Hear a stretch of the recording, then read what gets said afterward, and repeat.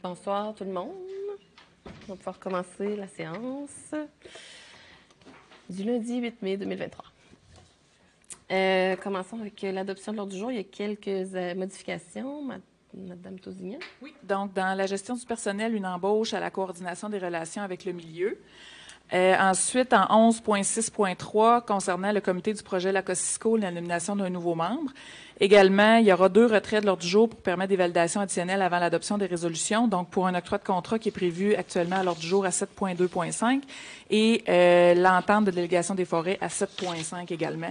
Donc, seront reportés au 29 mai. Alors, avec les modifications, quelqu'un pour proposer, appuyer l'ordre du jour. J'en fais la proposition. Sébastien Côté. Je l'appuie. Daniel Camden. Merci beaucoup. Et en point 2, l'approbation du procès-verbal de la séance du 24 avril 2023. Un proposeur appuyeur. En fait la proposition, Guillaume Beaulieu. Et je l'appuie, Sylvie Turgeon. Merci beaucoup. En point 3, on avait la présentation des états financiers. Donc, à chaque début d'année comme ça, ben, on est quand même début mai, mais on a la présentation des états financiers de l'année précédente. Donc, on a Hélène Pius, trésorière par intérim, et Annie-Claude Delisle de la firme MNP, excusez-moi, je cherchais le bon acronyme, pour nous présenter les états financiers. Je vous laisse la parole. Oui, donc ce soir, c'est le dépôt des états financiers pour l'année 2022, donc au 31 décembre 2022. Le surplus à des fins fiscales se termine pour la Ville de Rouyn-Noranda pour les organismes sous sa contrôle, donc avec un exercice financier de 846 101. Ça inclut, Ça inclut le Centre local de développement, la Corporation de gestion de Notre-Dame auxiliatrice, ainsi que la gestion du Centre des congrès. Si on regarde les états financiers proprement dits de la Ville de Rouyn-Noranda, sans les organismes sous son contrôle, donc en fin de compte, l'exercice financier spécifique se solde avec un excédent de 857 417, soit près de 1 des revenus globaux de la Ville de Rouyn-Noranda. Donc, tout au long de l'année, la Ville a dû, comme l'ensemble des municipalités, concilier avec les augmentations de dépenses importantes en lien notamment au niveau de l'inflation, qui était beaucoup plus élevée que les prévisions. Donc, des revenus supplémentaires sont venus pour combler ces dépenses de fonctionnement. Les revenus supplémentaires proviennent principalement de la taxation générale, des droits de mutation, de la bonification de subventions aux aéroports régionaux, ainsi que certaines ventes d'actifs. Ces revenus ont permis de pallier à la hausse du prix de carburant qui affecte les opérations de la Ville, notamment pour les contrats de déneigement et la collecte des matières résiduelles. La signature des différentes conventions collectives au cours des derniers mois, dont les augmentations étaient rétroactives au 1er janvier 2022, a permis de stabiliser les dépenses associées à la main-d'œuvre pour l'année 2022. Les conventions, qui sont d'une durée de 5 ans, permettront également de faire des prévisions budgétaires plus justes pour les années à venir. Au niveau de l'actif, le bilan de la Ville de Rouyn-Noranda, donc en 2022, des investissements de 32 519 506. Principalement, ces dépenses comprennent des investissements réalisés pour moderniser, entretenir et mettre aux normes différentes infrastructures de la Ville de Rouyn-Noranda. La Ville a réalisé des travaux de réfection d'infrastructures souterraines, donc les aqueducs égouts principalement, donc 4,4 millions pour des opérations nécessaires à l'usine de filtration, en lien avec l'accès à l'eau potable. L'amélioration des routes demeure toujours une priorité. C'est 13,5 millions qui ont été consacrés aux infrastructures routières au cours de la dernière année. En plus de tout ça, c'est l'équivalent de 2,5 millions qui ont été ajoutés pour des équipements mobiles pour être en mesure d'offrir le service aux citoyens.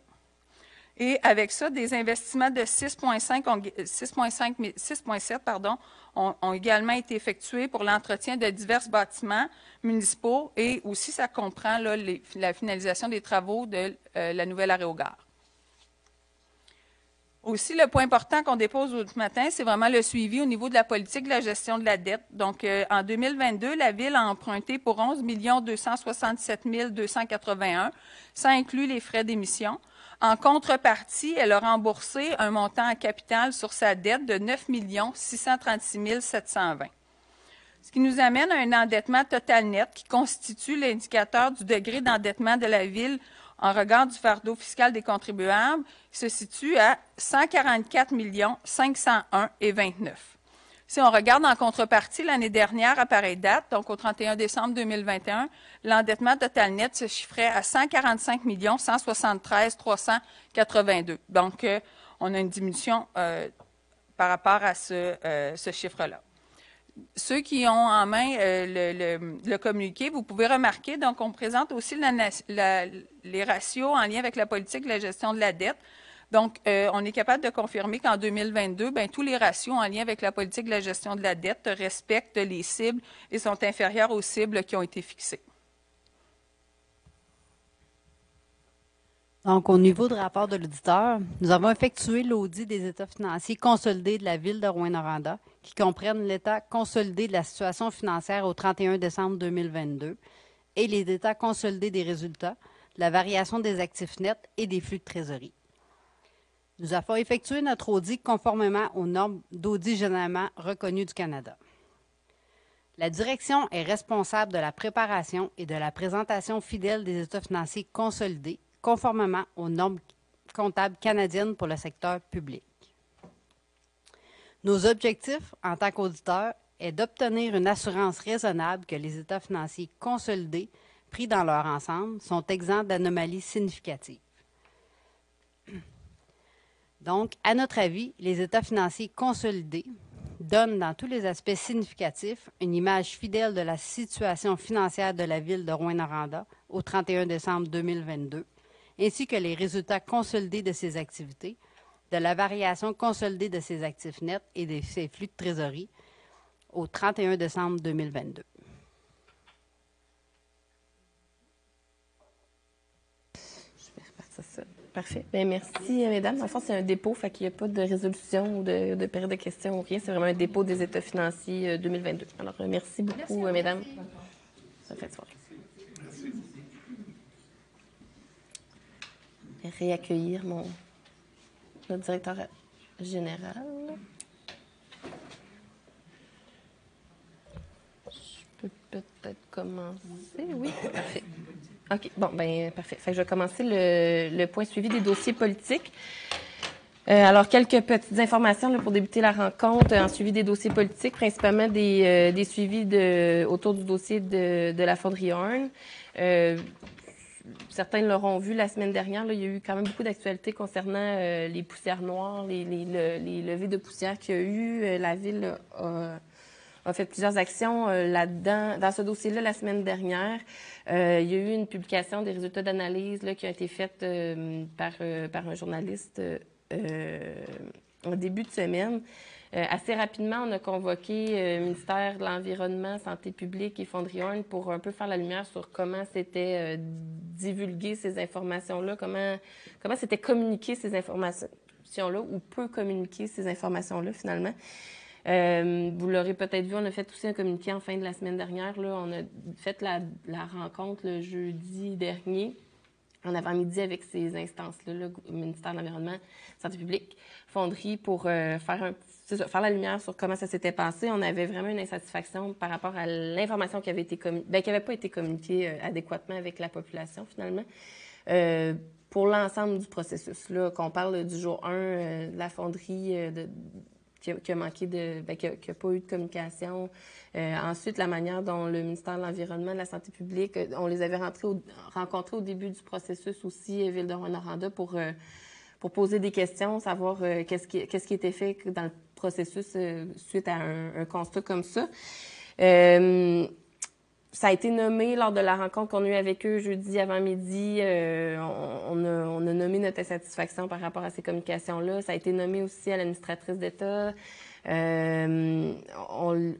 a eu beaucoup de mea culpa, puis on est revenu déjà aussi là-dessus sur cette rencontre-là. Là, fait que je ne m'étendrai pas là-dessus pendant 1 heure, mais il y a eu beaucoup de mea culpa, puis on a demandé à ces instances-là de nous revenir avec une procédure claire pour communiquer l'information aux citoyens. On a considéré que ça n'avait pas été clair, donc on veut vraiment que rapidement... On sait qu'il y a des choses qui s'en viennent, on sait qu'il y a un comité de vigie qui s'en vient, qui va être là aussi pour communiquer de l'information. On sait qu'il y a un comité de cohabitation qui s'en vient, mais entre-temps, on ne peut pas considérer que des événements comme ça peuvent se communiquer comme c'est le cas pour un déversement d'une flaque de gaz ou quelque chose comme ça. On sait qu'il y a de l'inquiétude, on sait qu'il y a de l'anxiété, on sait qu'il y a beaucoup de questionnements, que les gens sont inquiets par rapport à ce qui se passe avec la fonderie. Donc, un événement comme celui-là ne peut pas se communiquer comme un autre. Bref, ça a été un peu notre message lancé à ces organisations-là. Sont responsables de nous revenir avec des procédures un petit peu plus claires au niveau des communications. Ce qu'on demandait, c'était plus de transparence, davantage de communication et en temps réel. Donc, à suivre pour cette question-là. Sinon, cette semaine, pas dès cette semaine, mais en reprise cette semaine et la semaine prochaine, les équipes du ministère des Affaires municipales de l'Habitation recommencent la prise de données au niveau des gens qui seront relocalisés sur la zone tampon. On a demandé à ce que ce soit accéléré, qu'il y ait plus d'équipes sur le terrain pour permettre de faire cette prise de données-là le plus rapidement possible, sachant que c'est ce qui va nous mener à d'autres rencontres citoyennes, à des programmes de compensation qui vont faire du sens pour tout le monde. Donc là, reviennent cette semaine, la semaine prochaine, pour faire cette prise de données-là en accéléré. Actuellement, je sais que le ministère des Affaires municipales a déjà envoyé à l'ensemble des citoyens pour lesquels il y avait les coordonnées des appels à des rencontres. Mais s'il y a des citoyens qui sont ciblés par la zone tampon ou qui sont propriétaires ou locataires dans la zone tampon, puis qui veulent accélérer la prise de rendez-vous, sont invités à communiquer directement avec le ministère dès que possible. Leurs coordonnées se trouvent sur la page principale du site web de la Ville de Rouyn-Noranda. Donc, si vous entendez parler de quiconque voudrait accélérer la prise de rendez-vous, c'est possible de le faire en les contactant directement. L'objectif, nous, ce qu'on souhaitait, puis c'est ce qu'on a transmis au ministère des Affaires municipales, c'est que la prise de données soit faite d'ici maximum la fin juin. Donc, c'est ce à quoi on s'attend. Sinon, au niveau du comité de cohabitation, les travaux vont bon train. Là, le mandat est pas mal fini de rédiger. On est en train de rattacher les partenaires ou les parties prenantes qui vont possiblement siéger là-dessus. On s'attend à ce que d'ici la fin du mois de mai, on soit capable de mettre ça en place et de voir des travaux par la suite. D'ailleurs, il y a une nouvelle qui va passer en séance publique ce soir là, pour nous aider à mener à bien ces travaux-là. On avait parlé aussi d'une équipe dédiée qui viendrait assez rapidement à la ville, se greffer à la ville de Rouyn-Noranda, mais vraiment à part entière pour s'occuper plus activement du dossier de la relocalisation et de la cohabitation. On procède à l'embauche ce soir d'une nouvelle coordonnatrice aux relations avec le milieu. C'est son titre, en la personne de Mme Sylviane Legault. Certains d'entre vous la connaissent pour son expérience passée à Malartic, entre autres, qui était dernièrement chez Hydro-Québec. On est très, très, très contents que Mme Legault se joigne à nous pour relever tous les défis qui nous attendent dans ce beau dossier. Ça va vraiment être un atout très, très, très précieux pour nous là-dedans. Puis il y aura d'autres communications qui viendront. Là, on fait la nomination ce soir, mais elle n'entre en poste juste à la fin mai. Et lors de son entrée en poste, là, on aura plus de communications sur quel sera exactement son mandat, ses tâches, avec quel genre de partenaire elle va travailler, puis quel sera aussi le mandat du comité de cohabitation. Alors, ça fait un petit peu le tour pour le suivi des dossiers politiques.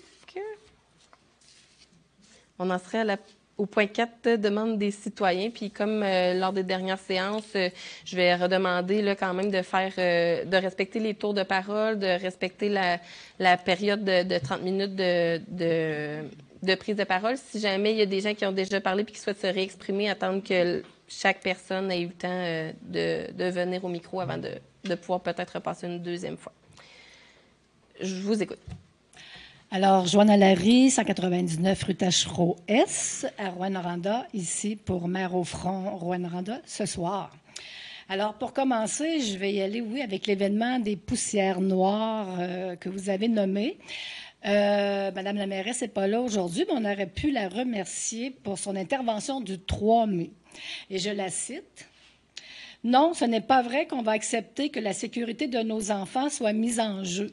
C'est pour ça qu'on agit rapidement. On est très préoccupé par la situation. C'est cette façon-là qu'on veut que nos élus interviennent dans le cas de la fonderie Orme. En fait, on est aussi très préoccupé par la sécurité de nos enfants et on veut aussi que on agisse rapidement.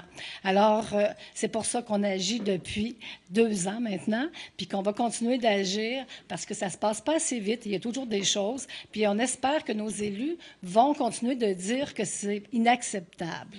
Mais aujourd'hui, on a fait une première action et je vais laisser Émilie dire ce qu'on a fait et pourquoi qu'on est là. Bonjour. Bonjour, Émilie Robert, 6068 Chemin des Huards. Donc oui, merci Madame Dallaire. Mais par la suite, vous avez eu une rencontre d'urgence. Puis par la suite, on a été quand même déçus de voir que le message avait plutôt changé en parlant de communication et d'anxiété. C'est de la contamination dans la poussière, dans la neige, 137 fois la norme. OK, ils nous ont dit, là, la fonderie dit, on peut pas comparer avec les sols parce que c'est de la neige. Mais cette poussière-là, avant d'être dans la neige, là, ben, elle a été poussée par le vent, elle était dans l'air, on l'a respirée et elle s'est déposée sur la neige. Puis quand on a fait nos analyses de neige, on a pris des échantillons, on a pelleté jusqu'au sol et on voyait clairement plusieurs stries noires dans le profil de neige.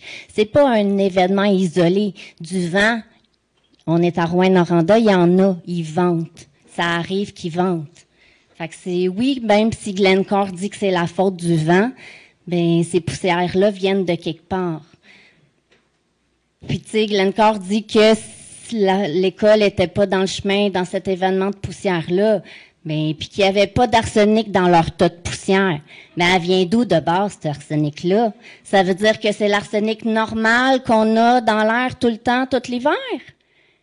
Le ministère a pris à appel les couches de surface.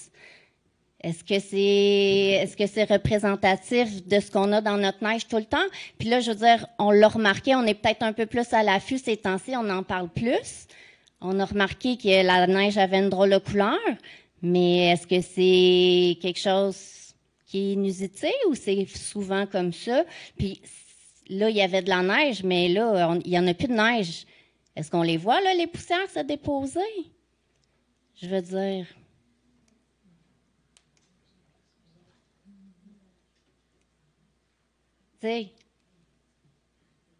C'est beau la communication, là, mais il faut peut-être essayer aussi de tenir notre bout puis de garder notre jugement, de ne pas se laisser enferroiper par Glencore, là, puis de défendre la population, protéger notre santé.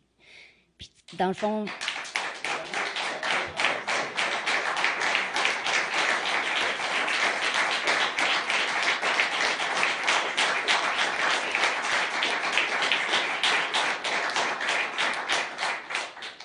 Puis il y a une chose que j'aimerais que vous gardiez en tête aussi à l'avenir, puis tout le temps, c'est le principe de précaution. On a vu qu'il y a eu un événement de poussière, OK? Le 7 mars, on a appelé, on est plusieurs personnes à avoir appelé Urgence Environnement. Puis là, c'est maintenant que vous dites c'est urgent. C'est parce que, tu sais, on ne savait pas qu'est-ce qu'il y avait dans ces poussières-là. Ça aurait peut-être pu être géré différemment. Peut-être. Puis en passant, l'arsenic, c'est incolore inodore.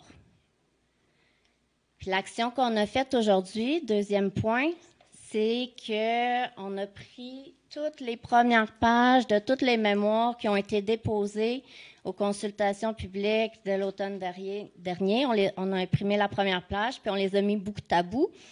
On voulait montrer à M. Bernard l'ampleur du travail qui a été fait par les citoyens et citoyennes, par les organismes. Puis ça faisait presque le tour de son building. C'était bien joli, en plus au soleil, c'était beau. Puis il n'était pas là malheureusement, mais des 175 mémoires qui ont été déposées, 171 étaient défavorables au plan proposé. Je ne sais pas de ces 171 mémoires-là, combien vous en avez lu. Il y a beaucoup de lectures de chevet très intéressantes là-dedans. Là, je vous en recommanderai plusieurs. Et si on regarde aussi les questionnaires, les questionnaires, là, c'était 63% des gens qui se disaient pas favorables au plan.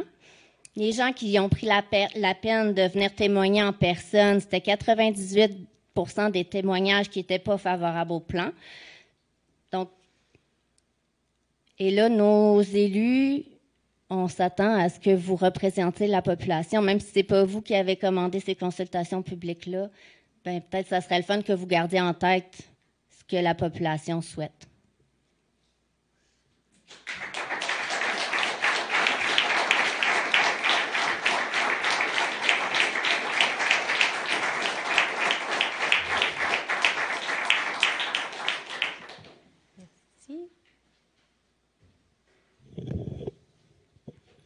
Guy Leclerc, 241, Perrault-Est.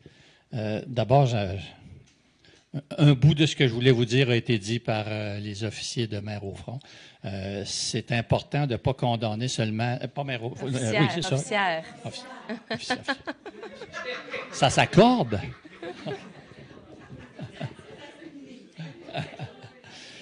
Puis, ce que je voulais souligner, c'est qu'il ne faut pas condamner seulement les communications comme elles l'ont mentionné.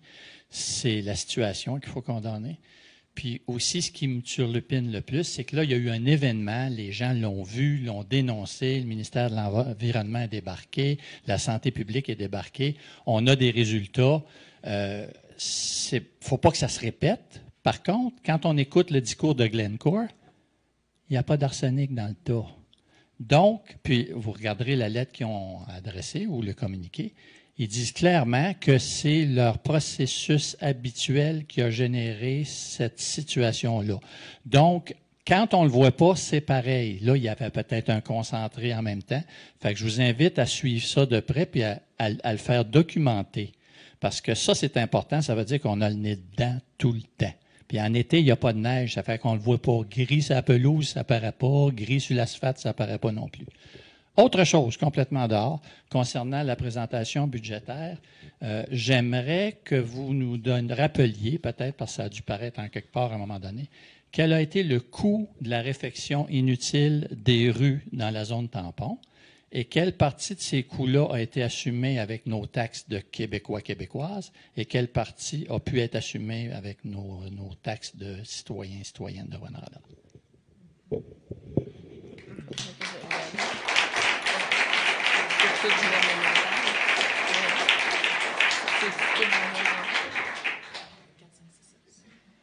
C'est tout au nombre de cartes.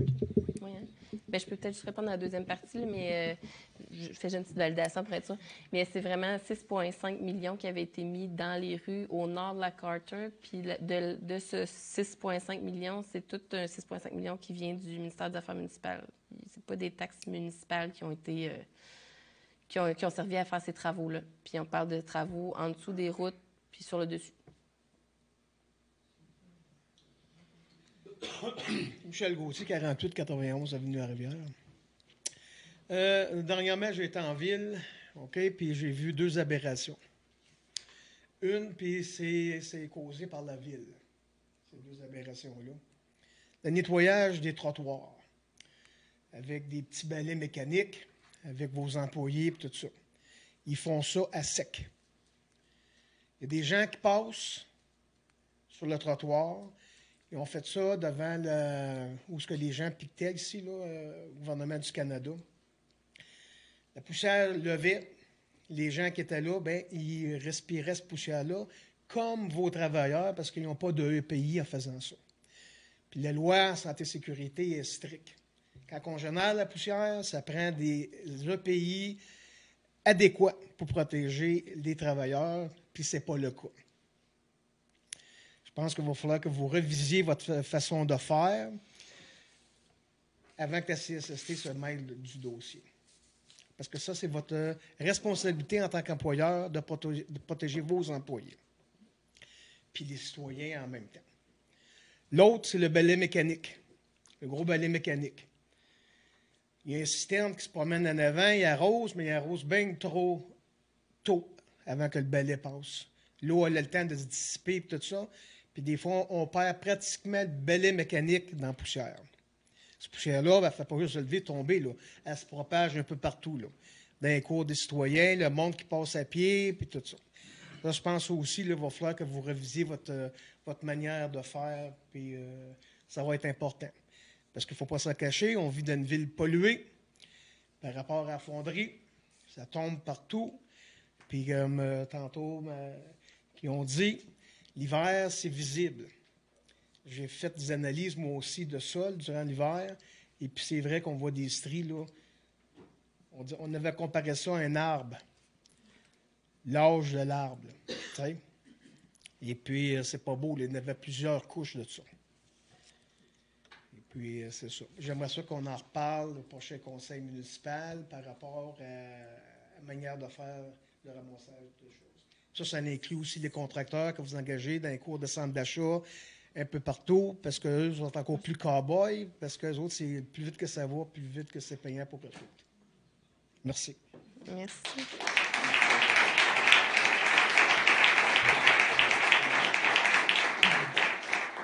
On va vous faire un suivi, merci. On va vous faire un suivi au prochain conseil.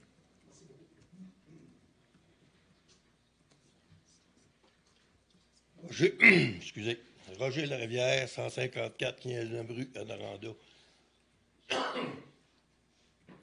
Je ne sais pas ce qui se passe à la 15e, là, j'irai depuis quelques mois. On est rendu avec des transports d'eau, des vannes de bio, des vannes de chips, puis des flatbeds chargés.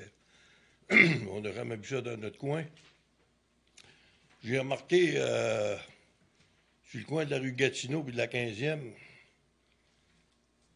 quand ils ont fait en tout cas, l'aménagement de la rue Gatineau, la ville a installé un panneau pour indiquer que trafic lourd, c'était local seulement. Je regarde sur le coin de la rue Murdoch puis de la 15e, il n'y en a pas de panneau. Là. Puis tout le transport, là, il arrive du nord, il passe chez nous, puis je ne sais pas dans quel coin que ça en aille. Je ne sais pas si c'est une habitude qu'on essaie de prendre pour bypasser, pour passer au milieu de la ville. Là. Fait que nous autres, la rue a commencé à être maganée. On a un petit bas-fond sur le coin de la Thompson. Là, fait que imagine-toi quand ça passe là, tout shake. Fait que faudrait mettre peut-être les policiers là-dessus pour qu'ils surveillent ça, là, savoir pourquoi que les camionneurs passent là, surtout ces gros camions-là. On va valider, je vais revenir là-dessus. Là. Normalement, il y a la voie de contournement, le bois comme tel ne devrait pas passer sur la 15e, à moins que ce soit du transport local. Là, mais non, c'est pas des petits camions, pas des petits camions cubes, c'est tous des 45 pieds, des grosses vannes. Là. Bon, mais merci. Des fardiers de bois. Des fardiers de bois. On va vous revenir. À 15e. Oui.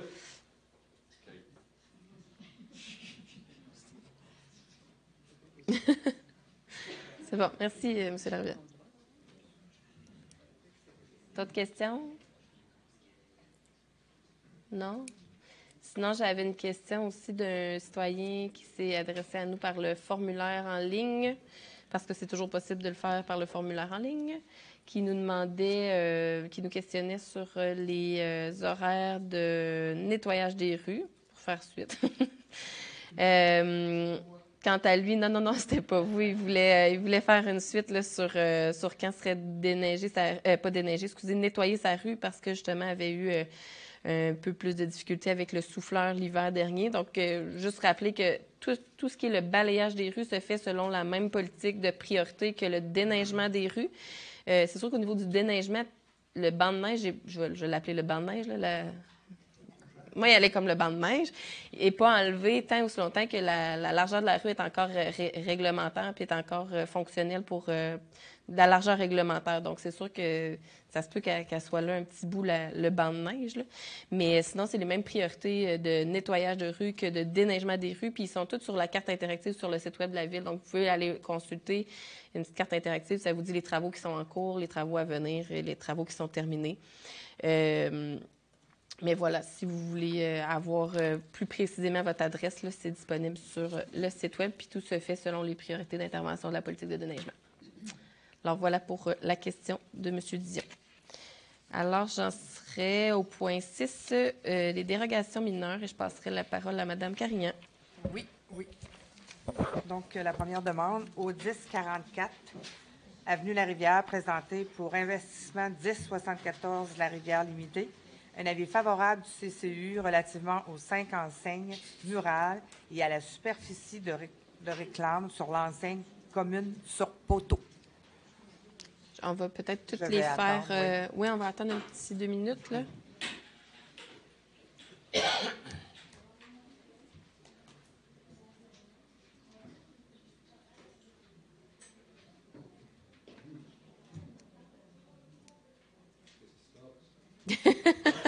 On va juste attendre qu'il y ait moins de bruit.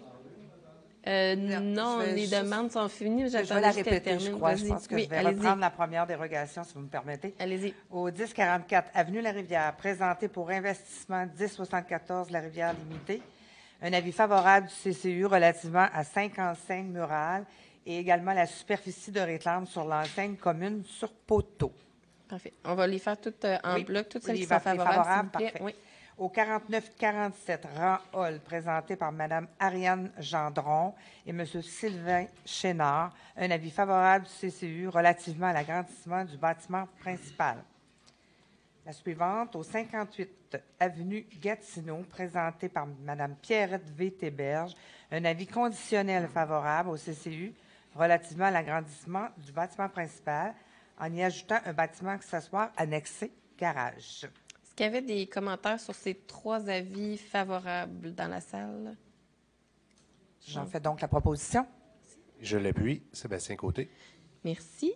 Au 6.4, oui. 6.4, au 61-62, Chemin des Sœurs, présenté par Mme Chantal Massicotte, un avis défavorable du CCU relativement à la construction d'un bâtiment principal. Dans ce dossier-là, suite à la communication avec la citoyenne, donc il a été démontré effectivement qu'il n'était pas possible pour la propriété là, d'être conforme à la réglementation, considérant la présence d'un cours d'eau notamment. Donc, considérant que l'élément dérogatoire était quand même sur une minime superficie, le Conseil serait favorable à octroyer la dérogation mineure telle que demandée. Et j'en fais la proposition. Je l'appuie. Merci. Et la dernière en 6.5. 6.5 au 98 14e rue, présenté par 91-92-76-57 Québec Inc. Un avis défavorable relativement à l'agrandissement du bâtiment principal et à la construction projetée d'un bâtiment accessoire.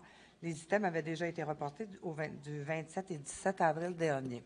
Donc, il s'agirait de faire une dernière validation. Là. On n'a pas le choix de les ramener aux dates qu'on prévoit là, à l'ordre du jour. Donc, c'est pour ça qu'il est à l'ordre du jour ce soir. Par contre, c'est reporté au 29 mai pour permettre une dernière validation à ce sujet-là. Est-ce qu'il y a quelqu'un pour proposer le report? J'en fais la proposition. Et je l'appuie. Merci. Ça ferait le tour des dérogations mineures. On en serait... Merci beaucoup, M. Chevalier. On en serait au point 7 avec vous-même. Juste à temps. Mme Randioul, la gestion du personnel, la liste du personnel engagé, on parle de 15 personnes cette semaine, surtout essentiellement des réservistes aux espaces verts en horticulture pour, bien entendu, la période estivale. On va les faire en bloc, s'il vous plaît. Oui, par la suite, l'embauche de M. Jérémy Bélanger, mécanicien B. M. Bélanger détient un diplôme d'études professionnelles en électromécanique de systèmes automatisés. Celui-ci travaille d'ailleurs en mécanique depuis l'obtention de son diplôme en janvier 2022. Au niveau des nominations, celle de M. Yvon Lapointe, préposé à la signalisation. M. Lapointe est à l'emploi de la Ville de Rouyn-Noranda depuis le 13 août 2018 et occupe actuellement le poste de journalier pour le service des travaux publics. Par la suite, M. Martin Rodrigue, ouvrier aqueduc et égout. M. Rodrigue est à l'emploi de la Ville de Rouyn-Noranda depuis le 17 avril 2023 et occupe actuellement la fonction de journalier réserviste pour le service des travaux publics. Et comme vous l'aviez si bien mentionné tantôt, Mme Ramzioul, l'embauche de Mme Sylviane Legault, coordonnatrice des relations avec le milieu. Mme Legault détient un baccalauréat en anthropologie de l'Université de Montréal. Elle possède aussi une solide expérience d'une dizaine d'années dans la gestion de situations sociales conflictuelles, dans l'élaboration et le déploiement de démarches de consultation publique et aussi dans la rédaction de contenus web, infolettes et communiqués de presse. Merci. Ça me prendrait un proposeur appuyeur pour les embauches. On fait la proposition, Réal Beauchamp. Je l'appuie, Daniel Camden. Et je demande de me retirer de la résolution sur l'embauche de Mme Legault. Parfait. Merci beaucoup. Ça va être noté. Pour les octrois de contrats, ensuite. Oui, on poursuit avec les contrats. Donc, service professionnel visant un mandat de protection des sources d'eau potable des quartiers Évin, Cadillac et Baudry. Contrat octroyé de gré à gré à Technorem Incorporé au montant de 76 019,17 $, taxes incluses. Acquisition d'un broyeur à arbres et branches. Les entreprises Douglas PowerTech Incorporé au montant de 68 879,22 $, taxes incluses, étant la plus basse conforme. Acquisition de 2 serveurs informatiques à Télébec SEC au montant de 61 396,65 $, taxes incluses, étant la seule reçue et conforme. Fourniture et installation d'une rampe d'accès au bâtiment communautaire de Destar, un contrat octroyé de gré à gré à CM Acoustique Incorporé au montant de 73 371,01 $, taxes incluses. Par la suite, celui-là, Mme Tousignan, je pense que... Oui, il est reporté au 29. Il est reporté. Bon, parfait. Donc, on passe au prochain. Service professionnel visant une étude géotechnique. Ça fait beaucoup de chiffres. Sur les lots, 6 252 747, 6 335 563, 6 473 694, 6 335 562, 6 509 370, 6 509 371, 3 963 779 et 3 963 787 au cadastre du Québec à Groupe Géos Incorporé au montant de 108 559,40 $, taxes incluses, ayant obtenu le plus haut pointage. Service professionnel visant des travaux d'auscultation de chaussées urbaines à Englobe Corporation au montant de 44 504,89 $, taxes incluses, ayant obtenu le plus haut pointage. Finalement, dans les contrats, annulation de l'appel d'offres INC 140423 visant le contrat d'entretien ménager de l'édifice de la direction de la sécurité publique et de la caserne du quartier des Vins, considérant qu'aucune soumission n'a été déposée. Est-ce que j'ai un proposeur en appuyant pour l'ensemble des octrois de contrat? On fait la proposition, Mme Ramsey-Hull, Stéphane Girard. Je l'appuie, Cédric Laplante. Merci beaucoup. Il y avait une vente de terrain. Oui, vente du lot 4 644 474 au cadastre du Québec à M. Gilles Paquin, rang Lincourt, quartier de Relais. Proposeur. Je l'appuie, Guillaume Beaulieu. Merci. Ensuite, toujours dans les procédures administratives. Oui, autorisation de signature de Nadinda à l'entente entre Glencore et la ville de Rouyn-Noranda sur l'analyse des sources destinées à l'alimentation en eau potable. Voilà. Parfait. Proposeur appuyeur. Je fais la proposition, Yves Drolet. Et je l'appuie, Sylvie Turgeon. Oui. Et finalement, non, ce point-là a été retiré également. Reporté à une séance ultérieure. Alors, j'en serais au sujet des membres du Conseil. J'ai Mme Carignan qui voulait prendre la parole. Oui. J'aimerais ce soir, suite au décès de M. Jim Sobodin, lui faire une mention puis pour honorer son travail au sein de notre communauté. M. Sobodin s'est impliqué dans beaucoup de comités, beaucoup d'associations. Entre autres, il a aussi également été commissaire pendant plusieurs années. Il a siégé également au centre de santé comme administrateur. Donc, je voulais souligner son implication sociale. M. Sobodin a dernièrement, dans les derniers mois, s'était impliqué également dans notre comité d'accueil pour nos familles ukrainiennes. Donc, cet homme-là est un exemple pour beaucoup de nos arrivants. Il croyait à la participation citoyenne et il le faisait. Très bien. Donc, je dis merci à toi, Jim. Repose en paix. Et au nom de tout le monde ici, nous offrons nos plus sincères condoléances à toute la famille. Merci beaucoup, Mme Carignan.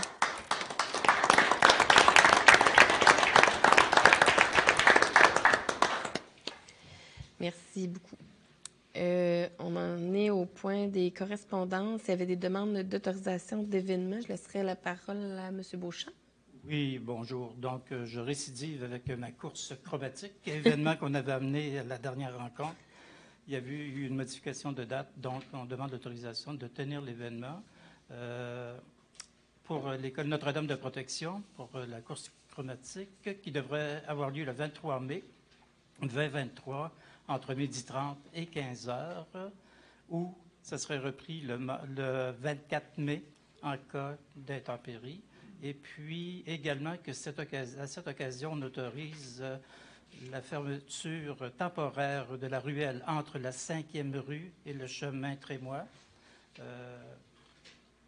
qui est derrière l'école Notre-Dame de protection, afin de permettre la tenue de l'événement. Donc, je fais la proposition.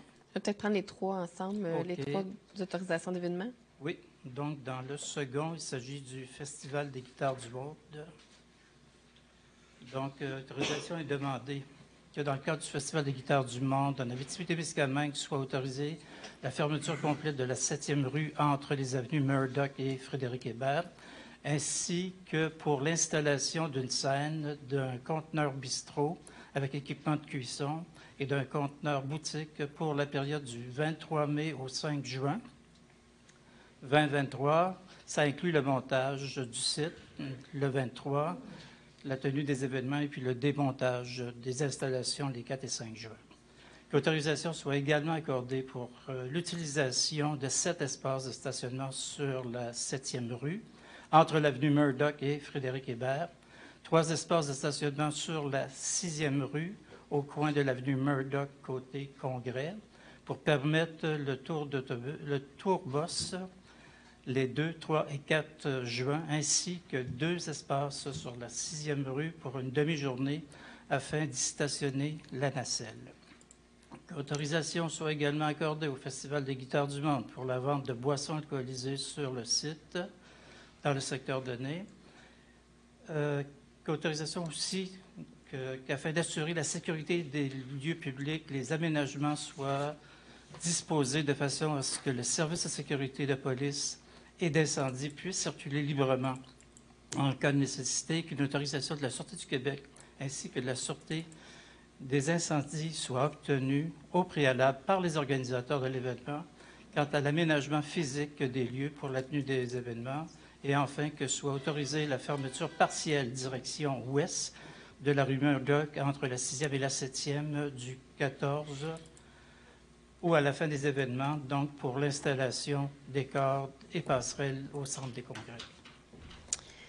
Troisième tenue d'événement qui s'appelle le Pilier, l'organisme Le Pilier.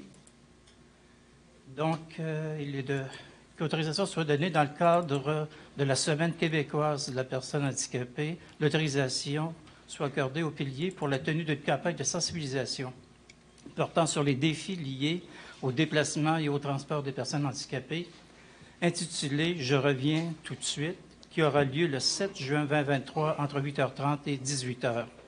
Qu'autorisation soit également accordée pour l'utilisation de 23 espaces de stationnement sur l'avenue principale entre les rues Perrault et Monseigneur-Tessier, ainsi qu'une partie de l'avenue principale vers la rue Gamble. Qu'à cette occasion, toutes les mesures de sécurité nécessaires et applicables à ce genre d'événement soient prises et selon les directives émises par le directeur de la sécurité publique ainsi que par la Sûreté du Québec, et qu'à cette occasion, les organisateurs devront détenir une assurance responsabilité civile nécessaire à la tenue de tel événement. Donc, je fais la proposition de ces 3 événements. Parfait. Quelqu'un pour appuyer? Je l'appuie. Guillaume Beaulieu. Merci. Il y a une contribution financière à la Fondation du Cégep. Oui, madame. La Fondation du Cégep demande l'appui de la Ville à leur souper, très populaire souper du homard, qui sert beaucoup la Fondation, qui aura lieu le 26 mai prochain. Il ne faut pas oublier que cette activité permet de ramasser entre 30 et 40 000 $. Donc, je fais la proposition que la Ville poursuive son engagement de 2 500 $ de l'année passée à la Fondation du Cégep. Et j'en fais la proposition. Et je l'appuie, c'est dans mon quartier, Louis Dallaire. Merci beaucoup. En 9.3, on avait une contribution financière aussi à la grande rencontre au Gala reconnaissance des chambres de commerce 2023. Il y avait 1 000 $ qui était proposé pour cet événement d'envergure provinciale. Je prendrai un proposeur appuyeur. J'en fais la proposition. Sylvie Turgeon. Je l'appuie. Yves Trollet. Merci.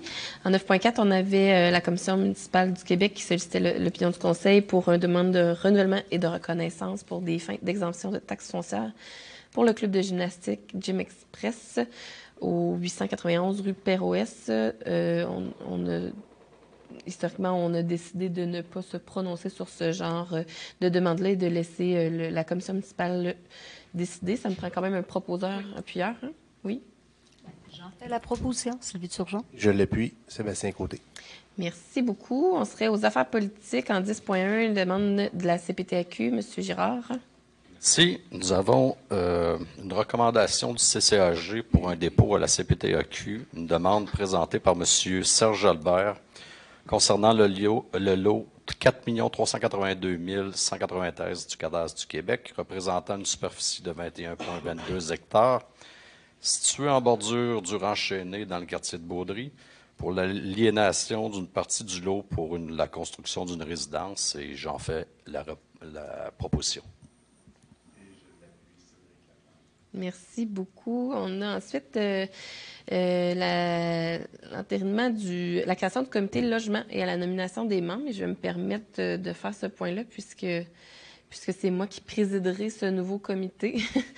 Création officielle, il y a déjà des activités qui ont commencé avec le comité logement, là, mais rapidement, je vous identifie un peu les mandats que le comité logement va faire à la Ville de Rouyn-Noranda. C'est une demande qui était déjà dans les cartons de la Ville, qui a été faite en collaboration avec la Chambre de commerce, mais qui implique plusieurs partenaires.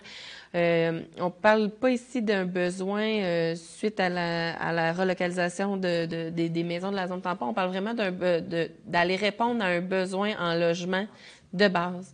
On vit une crise du logement à Rouyn-Noranda depuis plusieurs années et ce comité-là vient répondre en partie à cette question-là.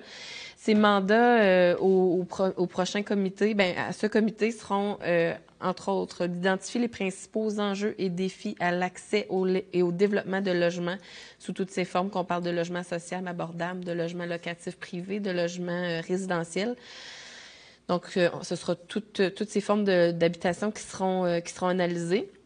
D'identifier les besoins en logement sur l'ensemble du territoire, de faire un inventaire à jour et une vigie des programmes gouvernementaux et en assurer le déploiement sur tout le territoire. Et je le mentionne plus précisément ici parce que c'est vraiment ce qu'on souhaite, d'asseoir tous les partenaires du logement ensemble pour s'assurer d'un meilleur déploiement des programmes gouvernementaux. On sent que ça retombe pas souvent dans la région, donc on veut voir pourquoi ça retombe pas puis qu'est-ce qui permettrait que ces sous-là deviennent du concret puis du logement concrètement ici à Rouyn-Noranda. Encore en mandat, d'évaluer les nouvelles formes de contribution que la Ville peut mettre en place pour faciliter le développement du logement et créer des synergies concrètes entre les acteurs du milieu de l'habitation. Pour ce faire, il y a plusieurs membres. Je le disais, moi-même, je siégerai sur ce comité. Je présiderai. Madame Claudette Carignan, conseillère municipale, sera aussi sur le comité. Il y a Madame Valérie Morin, représentante de la Chambre de commerce et d'industrie de Rouyn-Noranda. Monsieur Martin Briot, représentant du groupe de ressources techniques de l'Abitibi-Témiscamingue et de l'Ongava, Monsieur Nicolas Brisson, représentant de l'Association des professionnels de la construction et de l'habitation du Québec de l'Outaouais Abitibi-Témiscamingue, la PCHQ. Madame Annie Duquette, représentante de l'Office municipal d'habitation de Rouyn-Noranda. Madame Dominique Morin, représentante de Villes et villages en santé de Rouyn-Noranda. Monsieur Robert Brière, représentant de la Chambre immobilière de Rouyn-Noranda. Monsieur Jean-Philippe Rioux-Blanchette, représentant d'une coopérative d'habitation de Rouyn-Noranda. Et Monsieur Junior Bergeron, représentant de propriétaires ou de promoteurs immobiliers privés. Il y aura des ressources attitrées là, au sein de la Ville, au sein des équipes de la Ville là, pour venir soutenir ce comité-là et les nombreux défis et mandats qui l'attendent. Alors, j'aurais besoin de quelqu'un pour faire la proposition de ce comité. On fait la proposition. Claudette Carignan. Merci. Et puis, Yves Drolet. Merci beaucoup. Bonne chance à nous. En 10.3, le comité sur le transport des personnes, Mme Turgeon. Oui, Madame la mairesse suppléante. En fait, un changement au niveau du comité sur le transport des personnes. On souhaite faire le retrait d'un poste du représentant de la table CIP, qui est une table des représentants du réseau de la santé, c'est-à-dire du CISAT, et de faire l'ajout d'un poste de représentant de cité étudiante, en fait, qui va représenter toutes nos institutions éducatives. Et par le fait même de nommer Mme Martine Rioux comme représentante de cité étudiante. J'en fais la proposition, évidemment. J'appuie cette proposition. Claudette Carignan. Merci beaucoup. On en serait donc aux procédures administratives. Madame Tousignan. Oui, donc des emprunts au fonds de roulement pour le service des sports, pour de l'achat d'équipements sportifs pour les gymnases pour 21 130 $. Au niveau des technologies de l'information, déploiement, remplacement de la mobilité sur le territoire, 12 500 $. Achat d'équipements pour les serveurs, 66 200 $. Et à l'évaluation, l'achat d'ordinateurs portatifs Toughbook pour 6 600 $. Proposeur. Je fais la proposition. Guillaume Beaulieu. Je l'appuie, Réal Beauchamp. Merci. Ensuite, dans les opérations comptables, donc, un premier, suite à la présentation des états financiers, il a été constaté que des sommes en 2022 qui avaient été projetées, qui n'ont pas été utilisées pour du logement social, donc de réserver ces sommes-là pour pouvoir là, les utiliser dans de projets futurs, donc un 76 000 $.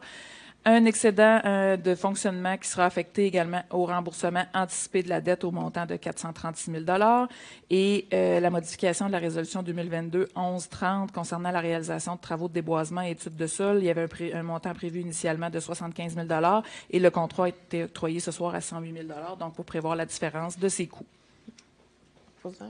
J'en fais la proposition, Daniel Camden. Et je l'appuie, Cédric Laplante. Merci. Ensuite, des subventions aux organismes à but non lucratif en lien avec l'ancienne politique de financement des organismes à but non lucratif en raison de l'abolition de la taxe d'affaires au 1er janvier 2010. Donc, c'est des sommes, des organismes, en fait, qui bénéficiaient d'exemptions auprès de la commission municipale. Maintenant qu'il n'y a plus de taxe d'affaires, il y a quand même des sommes qui sont versées à ces 5 organismes-là. Proposeur. La proposition, Claudette Carnian. Puis Yves Trollet. Merci. Ensuite, une demande de subvention auprès du ministère du Patrimoine canadien dans le cadre du programme Fonds du Canada pour la présentation des arts pour les années 2024 à 2026. Je parle ici de la programmation du Théâtre du Cuivre. Proposeur. J'en fais la proposition, Cédric Laplante. Je l'appuie. Guillaume Beaulieu. Merci. Une servitude de passage pour les services d'utilité publique sur une partie du lot 6 396 678, donc pour des services d'aqueduc et d'égout.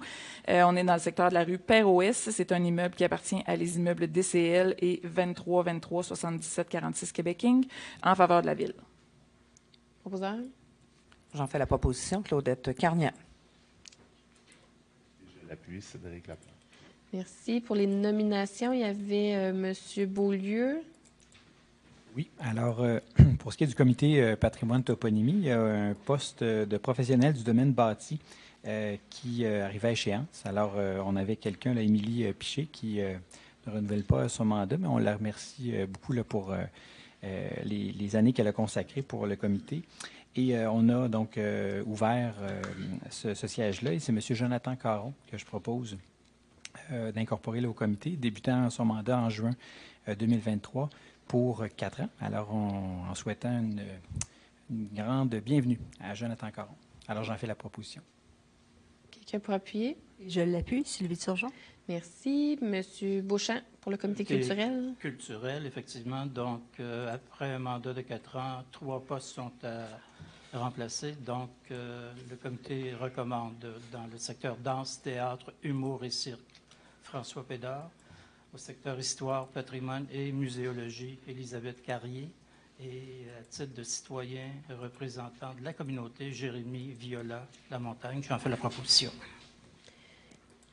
Je l'appuie. Guillaume Beaulieu. Merci. On avait une dernière nomination pour le comité de suivi du projet Lac-Ossisco. En la personne de M. Pierre Cartier, c'est un ajout d'un siège en fait au sein du comité. M. Pierre Cartier représentera l'organisme de bassin versant du Témiscamingue. Ça me prendrait proposeur appuyeur. J'en fais la proposition, Claudette Carnian. Et je l'appuie, Cédric Laplante. Merci beaucoup. On revient en 11.7 pour les constats d'infraction. Oui, donc 2 résolutions qui sont nécessaires pour permettre aux chefs aux opérations de la direction de la sécurité incendie d'émettre des constats d'infraction en vertu du règlement 2008-565 sur les feux extérieurs et également aux chefs aux opérations pour le règlement 2019-1077 sur les systèmes d'alarme. Proposeur appuyeur. J'en fais la proposition, Daniel Camden. L'appui Yves Trollet. Merci. Et on a un procès verbal de correction à adopter. Une coquille s'était glissée dans la résolution 2023-247. Donc, on prévoyait une prolongation de 6 mois à la ressourcerie Bernard Hamel pour son projet dans le cadre du FKIS. Par contre, là, c'était pas tout à fait 6 mois qui avaient été donnés avec les dates inscrites. Donc, il s'agissait tout simplement de corriger les dates inscrites. Ça prend un proposeur appuyeur, hein? Non, pas de résolution, un dépôt. c'est seulement un dépôt. Merci. On en serait donc aux recommandations des conseils de quartier à Montbrun avec M. Girard. Merci. C'est pour la répartition de l'enveloppe des dons et subventions du quartier pour 2023. Pour la fabrique à légumes, 850 $, Cercle des fermières, 1 000 $, comité de développement, 3 910 $. et le Club des loisirs de l'âge d'or pour 1 000 $. Et j'en fais évidemment la proposition. Quelqu'un pour l'appuyer? Mon collègue Cédric Laplante. C'est la première fois que je remarque qu'à Montbrun, c'est le Club des loisirs de l'âge d'or. D'habitude, on a les deux, mais là, ils sont fusionnés. Mais oui, ils sont polyvalents. Merci. L'approbation des comptes au montant total de 4 116 351,91. Proposant appuyeur. J'en fais la proposition. Oh, J'en fais la proposition, Guillaume Beaulieu. Monsieur Drolet. Merci. Il n'y avait pas d'avis de motion. Il reste 2 petits règlements. Madame Tousignan. Oui, donc suite aux adoptions de règlements, de projets de règlement et des consultations publiques, donc l'adoption du règlement 2023-1241 qui modifie le 2015-844 pour les kiosques temporaires de vente de produits agricoles et horticoles qui seront permis dans davantage de zones. Et en 15.2, l'adoption du règlement 2023-1245 qui modifie également le zonage pour y permettre la construction d'un garage de réparation spécialisé en VR dans le secteur de Baudry et permettre la mixité d'usage à l'intérieur d'un même bâtiment dans le secteur rang des Cavaliers, avenue La Fontaine à Évin. Un proposeur appuyant pour les 2 petits règlements. La proposition, Cédric Laplante. J'appuie la proposition, Claudette Carnier. Merci beaucoup. On en est à la période de questions allouées aux journalistes. Est-ce qu'il y a des questions? Non? Parfait. À la levée de la séance, donc. J'en fais la proposition, Sylvie Turgeon. Et je l'appuie, Daniel Camden. Merci.